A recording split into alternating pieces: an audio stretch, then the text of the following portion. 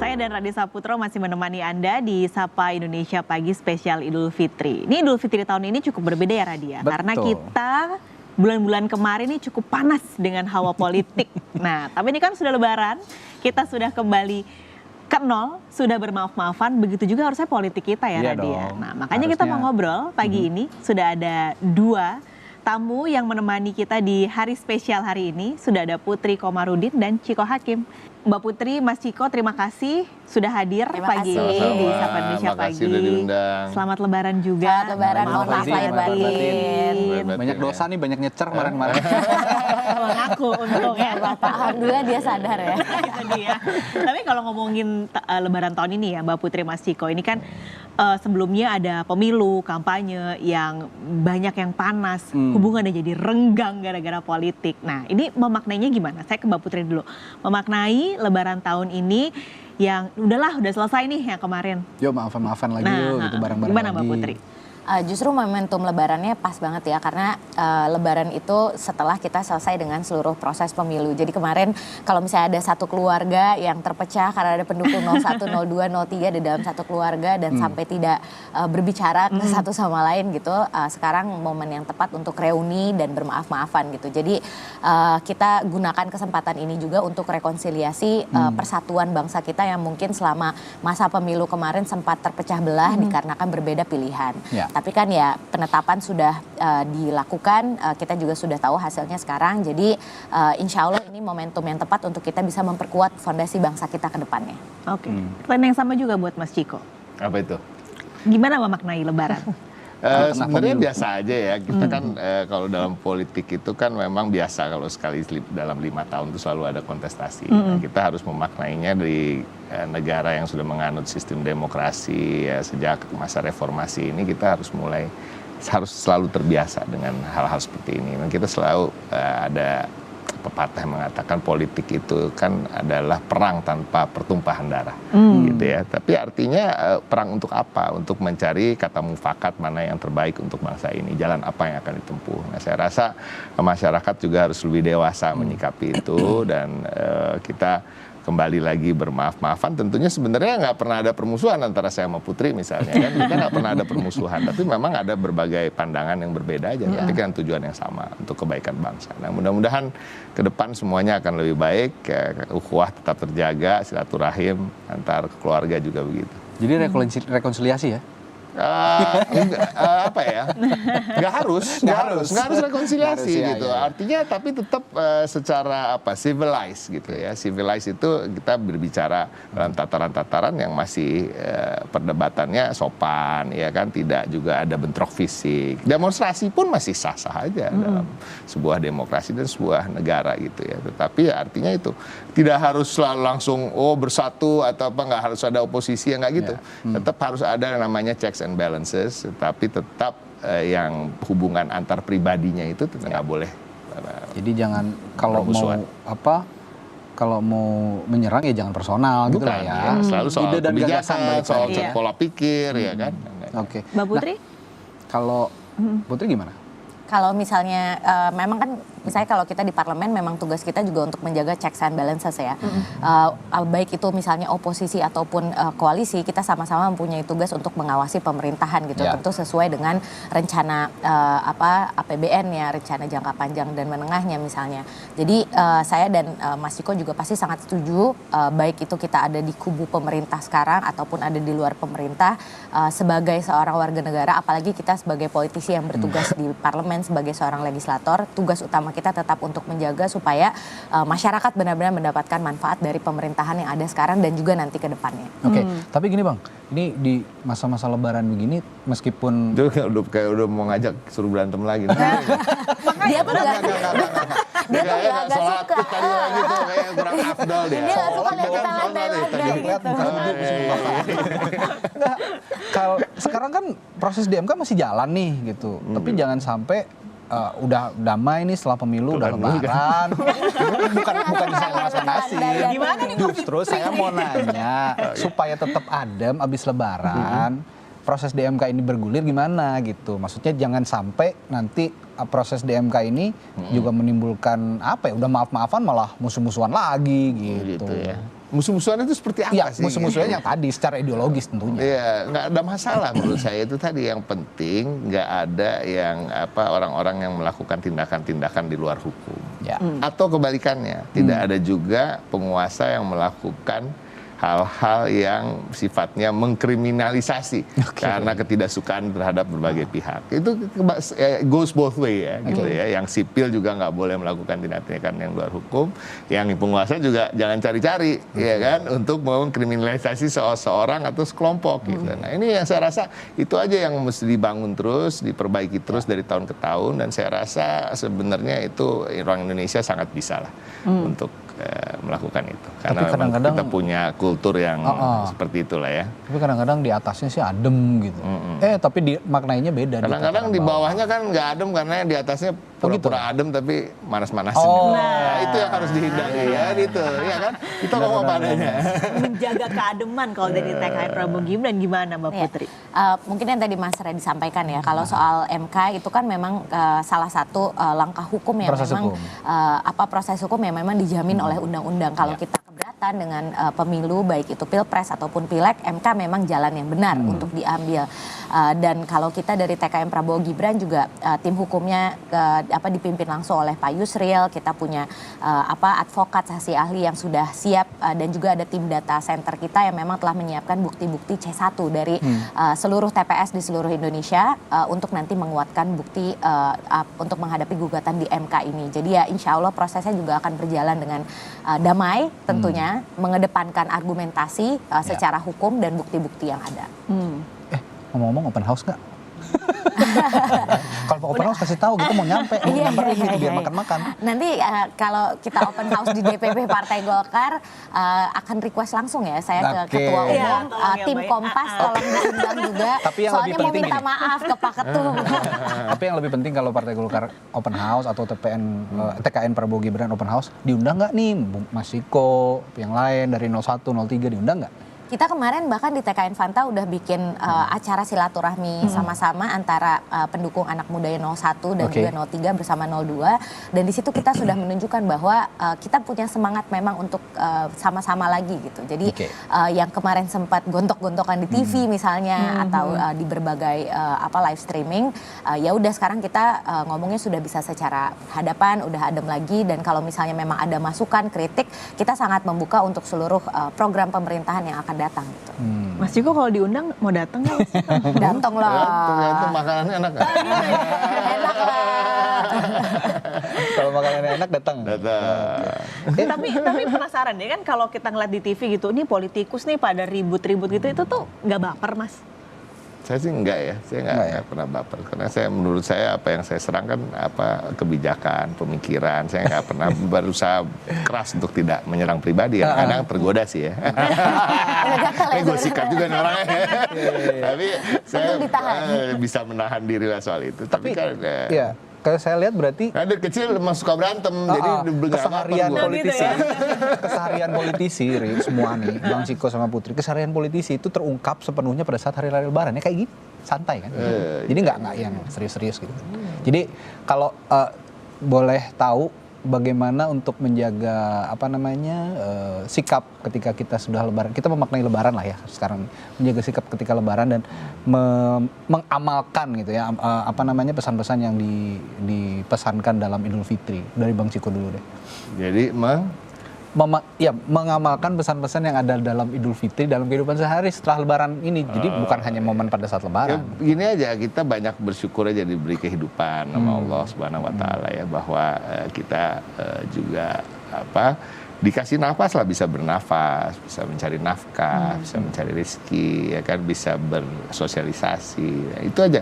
Kalau kita banyak bersyukur, tentunya kita nggak mau merusak apa yang sudah kita diberikan oleh Allah. Ya kan, caranya yang merusak tuh gimana sih? Ya merusak ya tadi, bermusuhan secara berlebih-lebihan, bersenang-senang juga berlebih-lebihan, ya kan, marah juga berlebih-lebihan. Itu kan akan merusak semua apa yang telah diberikan. Jadi saya rasa dengan selalu berpikir seperti itu, kita akan tetap grounded dan tetap bisa membalancekan ya kan segala sesuatu dalam hidup. Mbak Putri? Kalau misalnya selama puasa kan kita menahan hawa nafsu kan, dan itu sebenarnya buat kita seorang politisi itu sangatlah baik untuk menjaga kita supaya tetap Bukan sangatlah sulit ya. tetap dalam koridor sebagai seorang abdi masyarakat yang baik gitulah, untuk menahan seluruh godaan. Dan sebenarnya yang paling penting ini kan momentum di mana kita sangat bersyukur di mana negara kita itu terbebas dari perang, terbebas dari invasi negara lain. Sementara saudara-saudara kita di Palestina sekarang mereka sedang menderita kan, kita tahu. Jadi ini adalah momentum kita untuk meningkatkan rasa empati juga supaya kenikmatan yang diberikan pada kita hari ini bisa bermanfaat untuk mereka-mereka yang juga membutuhkan gitu. Baik itu yang di dalam negeri yang juga kesulitan ataupun yang kesulitan di luar negeri gitu. Mereka saudara-saudara kita gitu. Jadi ya alhamdulillah kita hari ini bisa tetap merayakan, makan opor, makan ati, sholat id rame-rame di lapangan gitu tanpa ada gangguan apapun, dan semoga ini jadi doa kita bersama ini bisa bertahan sampai tahun-tahun yang akan datang. Jadi janji ya, kalaupun oposisi, koalisi, gak ada lagi panas-panasan ya. Karena kalau yang dibilang Bang Ciko tadi, kalau di atasnya panas, di bawahnya ikut gitu loh. Jadi tetap oposisi ya. Kita lihat masih panjang perjalanannya. Tapi Bang Ciko, kalau tadi semangat Bang Ciko adalah bersyukur kita dikasih anugerah yang begitu besar oleh Allah gitu untuk kehidupan ini. Bagaimana memastikan semangatnya sama gitu di kubu Bang Ciko, bahwa semangatnya untuk bisa menularkan energi untuk bersyukur itu apalagi sampai ke pemilih-pemilihnya gitu. Itu Ini gimana sebenarnya. Bang Ciko? Ya, gampang, tapi gini, jangan juga mensalah-artikan. Artinya dengan bersyukur lalu kita leha-leha, jadi kita nggak terlalu punya drive atau kita nggak semangat menjadi oposisi. Nggak gitu juga, ya kan? Salah satunya tentu ya dengan bersyukur itu kita juga memaksimalkan segala potensi diri. Ya, potensi diri satu apa? Kalau kita memang umpamanya nih gitu ya, pemenangnya bukan kita dalam sebuah kontestasi politik ya, kita tetap kalau gitu bersemangat untuk menjadi sebuah oposisi yang baik, ya kan, bekerja dengan keras, tapi tetap tadi yang paling penting kan kita berada dalam koridor-koridornya. Kalau dalam agama kan koridornya ada di Al-Quran, ya. Kalau di dalam kehidupan berbangsa bernegara ada konstitusi. Nah, kita tetap aja caranya ya sama. Kalau kita sebagai orang Islam kita berpatokan pada satu kitab, ya kita sebagai warga negara berpatokan juga pada satu kitab konstitusi. Itu kalau kita tetap berada dalam situ semua, ya, insya Allah nggak akan ada yang namanya bentrok-bentrok dan lain-lain. Gitu. Yang kalau Putri tadi nggak gampang memang untuk mengaplikasikan apa yang dibilang Bang Ciko itu bersyukur, tapi tanpa ada resisten dalam diri gitu. Kira-kira buat masyarakat luas gimana kalau Putri mengaplikasikan itu? Kalau misalnya kita bersyukur kan sebenarnya konteksnya banyak kan. Tentu kan kita tetap bersyukur, tapi tentu ingin yang keadaan ataupun kondisi yang lebih baik gitu untuk kita ke depannya. Jadi kan secara bersyukur itu kita juga melihat bahwa potensi kita misalnya sebagai diri atau sebagai bangsa itu lebih besar, dan masih banyak perbaikan yang perlu kita lakukan. Makanya kan kalau kemarin Partai Golkar dan juga TKN Prabowo Gibran itu mengusungnya keberlanjutan dengan percepatan dan penyempurnaan. Kenapa tetap ada percepatan dan penyempurnaan? Karena kita tidak boleh berpuas diri gitu dengan kondisi yang ada pada saat ini. Masih banyak hal-hal yang harus kita perbaiki ke depannya supaya tadi apa yang menjadi potensi diri kita sambil kita bersyukur itu bisa tercapai gitu. Oke. Itu gimana ya semangatnya supaya sampai nanti siapapun pemenangnya tetap amanah mengamalkan janji-janji yang sudah dibuat dan juga semangat-semangat yang dijanjikan gitu. Ya. Kalau saya sih pribadi sebagai seorang anggota DPR ya sekarang, dan alhamdulillah terpilih lagi gitu. Di periode ini dapat amanah dari 142.046 orang yang kalau misalnya dikumpulin di studio Kompas nih orangnya sampai bertumpuk-tumpuk juga pasti penuh gitu kan. Jadi bisa dibayangkan nanti mereka akan bertanya kepada kita di hari akhir gitu. Apa sih yang sudah Anda lakukan untuk menjawab janji-janji ataupun apa yang dulu Anda sebutkan akan dilakukan untuk kita sebagai konstituennya gitu. Ini saya sebagai seorang anggota DPR, apalagi capres-cawapres kita ketika sudah dilantik nanti akan melayani 200 berapa sekarang kita 270 juta masyarakat Indonesia akan mempertanyakan soal amanah yang telah mereka berikan kepada beliau-beliau ini nanti di hari akhir. Kan serem kan? Jadi sebenarnya itu aja sih yang membuat kita lebih mawas diri untuk selalu mengingat komitmen kita. Ya, kalau ini yang mengawal janji, kalau yang ini yang menagih janji kayaknya. Ini udah pasti oposisi ya? Beda dong, nggak menagih janji lah. Ya kan menagih janji dong. Menagih supaya tetap amanah gitu. Iya, kita menjaga kalau kita berada di luar pemerintahan kan sifatnya begitu. Tapi kan tadi juga seperti disampaikan sama Putri kan, apa garis besarnya kan, bottom line-nya adalah harus menyatukan kehidupan spiritual dengan kehidupan keduniaan, ya kan, itu dong.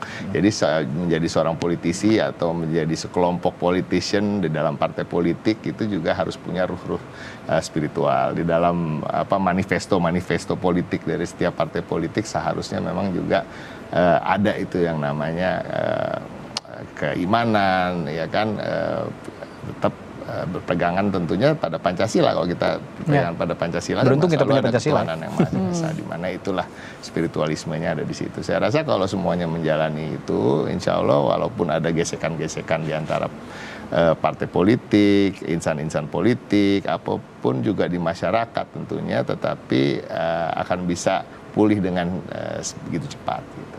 Tapi senang dengar tadi Putri dia ini soal dakwah tadi soal ya kan?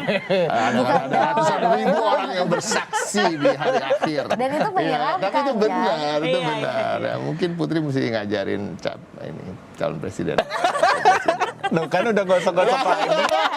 Baru mulai suasana Idul Fitri Om Ciko. 3 hari lagi lah dia boleh ngomong kayak gini. Ngomong-ngomong kalau lebaran ini makanan favorit apa, Put? Aku biasanya sih sambal ati, ketupat, harus ada ya? harus ada. Terus Mamaku kalau nonton ini di rumah bukan makanan khas lebaran sih, tapi ini makanan yang selalu ada di rumah nenek aku di gitu. Purwakarta. Ada namanya uli, tau nggak? Aduh, Ketan. tape uli. Enak banget itu. Nggak tape, uli aja. Uli itu ketan. Ketan yang bisa Biasanya dibakar, kita bisa makan pakai digoreng. ketan hitam nggak sih itu? Iya biasa, enggak ketannya putih. Ketan putih, Nanti ya, makanya I know. kapan-kapan aku bawain Boleh. ya. Nah ini yang ditunggu. kalau Iya, Putri jadi kesini biasanya lagi. aku nggak terlalu suka ketupat. Jadi biasanya aku makannya pakai uli. Orang-orang makan ketupat gitu. Iya, Misalnya iya. kita makan seluruh opor dan kawan-kawannya itu pakai uli ini. Berarti yang wajib sambal goreng ati sama uli Sambal ya? goreng ati uli. Dulu pas almarhum nenek masih ada namanya sambal Sumatera. Jadi dia bikin pakai, aduh jadi lapar lagi kan. Iya, jadi lapar. Tapi udah almarhum dan tidak menurunkan Oh, ilmu resepnya. masaknya ke cucu-cucunya. Jadinya udah cuma bayangan aja. Itu enak banget. Bang Ciko apa Bang? Kalau lebaran biasanya makan? Gulai gazebo. Ya kan? Wah ini. Kan bapak saya orang Pariaman, ibu orang Jawa Timur, jadi mix lah ya. Mix. Lalu ada itu, terus keluarga gue nih pemakan pete. Benar, makan pete. Jadi mantap. kalau bikin pete itu baskom-baskoman. Ada pete belado, pete kecap gitu. Variasi pete. Iya, benar. Aduh, jadi lapar. Jadi Pengen pete cepet-cepet itu pulang. bukan tambahan. Orang kadang-kadang bikin udang pete, Iya, petenya dikit iya, gitu. iya, Nah, iya, ini iya. pete semua udangnya gitu. Ya Allah. Jadi sebenarnya makanan utamanya pete bukan ketupat jangan-jangan. Jadi punya makanan favorit masing-masing di rumah dan sekarang udah siap-siap mau makan kayaknya. Iya. Ya, tapi karena kita sayang sama Kompas, kita di sini bukan di makan. Boleh nggak ngikut ke rumah? Ntar habis dari Boleh. Aku bawain ulinya ya. Uli ya, uli. Itu ulinya bikin sendiri atau beli? Bikin dong. Bikin. Kita kan di Purwakarta kita masih bikin. Oh, gitu. Jadi Mbak Putri lebaran pulang kampung ke Purwakarta. Pulang kampung. Jadi lebaran pulang kampung, ketemu sama papa juga ya. Salam buat papa ya, Ya. Put ya. Ini kan Udah kita lama nggak di ketemu. halal DPP Golkar dulu kan. Terus udah Oke, gitu baru. nanti baru kita pulang kampung. Oke, papanya Putri ini dulu juga seorang ketua DPR ya, Put ya. Dulu pernah ada di Alhamdulillah. DPR dan saya juga sempat ngobrol-ngobrol dulu sama Pak Ade Komarudin. Dia Jadi sangat saya baik. tuh mestinya manggil Mas Radini Om ya. Karena temenannya Jangan udah dong, apa. jangan dong. Iya kan, jadi Jangan mestinya dong. Om Jangan Radini. dong. sama Om Ciko kan. Beda dikit Om Ciko. Kalau Oke. Bang Ciko di Jakarta. Jakarta. Open house. Enggak, pasti ke rumah keluarga Tapi yang lebih tua. Bu Mega lah. sendiri open house ya kalau lebaran biasanya. Biasanya begitu, ya. Silakan datang. Kalau Di kalau di kemarin. rumah Bu Mega apa Namanya Pak juga biasa? open house. Kalau open house kan bukan Siapa aja undangan boleh ya. ya. Iya. Kan belum pernah ada ya kayaknya lebaran by invitation only gitu. Benar-benar. Jadi kita Eksklusif banget. Bukan open house dong kalau kita. Terakhir nih buat Bang Ciko sama Putri, Bang Ciko dulu. Pesan yang mau disampaikan di Hari Raya Idul Fitri ini, mungkin ada orang yang selama ini dalam kontestasi pemilu, aduh saya kayaknya gue buat salah banget nih sama nih orang gitu. Ada yang mau ucapin nggak buat orang itu atau buat siapapun yang Bang Ciko rasa, aduh saya salah nih gitu. Gue? Ya. Enggak sih. Ini kayak I'm on the right track. Nggak ada. Serius nggak ada. Enggak. Ya kalaupun gini ya, ini itu lebih ke umum ya, Oke, secara umum gitu. Kalau apa namanya ya mohon maaf kalau memang apa yang saya sampaikan itu diterimanya dengan cara yang salah gitu. Karena sesungguhnya apa yang ingin saya sampaikan dan saya kritisi adalah untuk demi kebaikan orang yang saya kritik dan lingkungan. Oke. Put, ada nggak yang kemarin-kemarin lagi kampanye, lagi gontok-gontokan pas pemilu gitu? Aduh, kayaknya saya banyak salah dia nih pasti. sama ibu ini atau sama bapak ini, mau minta Iya, maaf di kan kesempatan ini gitu kira-kira. Enggak, mungkin lebih ke mau mohon maaf kepada semua pihak yang kemarin telah merasa dirugikan gitu selama proses kampanye, bukan hanya pada saat debat ya. Pas kita bikin kampanye akbar itu udah pasti satu Jakarta merasakan kemacetannya. Kemacetan panjang, Baik termasuk itu saya yang loh. di Jakarta, Jawa Barat, Jawa Tengah ya kan. Karena pasti kita bikinnya di kota-kota besar untuk kampanye akbar. Jadi untuk seluruh pihak yang telah menyukseskan ataupun merasa dirugikan dengan seluruh proses kampanye kemarin, kita mohon maaf dan juga tentu terima kasih gitu karena telah mendukung apa yang telah kita cita-citakan dan insya Allah nanti bisa kita realisasikan di pemerintahan yang akan datang. Amin. Ditunggu berarti janjinya. Amin ya robbal alamin. Terima kasih. Terima kasih. Mbak Putri, Terima kasih. Mas Mas Ciko. Ciko. Sekali lagi minal aidin wal faizin. Maaf Selamat Idul lahir Fitri. Jangan lupa liburan ya Salam guys. untuk keluarga. Tuh, itu nyindir kita itu. Jangan lupa liburan ya. Apa itu tanggal Cutinya merah? 1 minggu loh.